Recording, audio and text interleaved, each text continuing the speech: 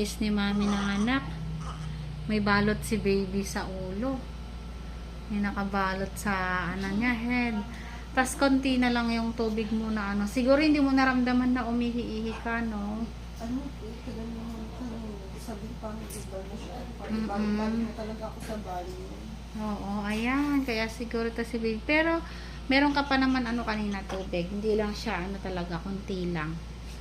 Ayan, si baby. Mag-stay sila dito sa clinic within 24 hours bago sila umuwi ni mami. Ayan.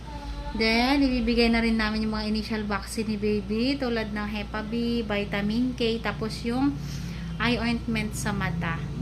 So, bago umuwi si mami at saka si baby bukas, kailangan well baby muna namin siya. Papacheck muna namin siya sa pediatrician.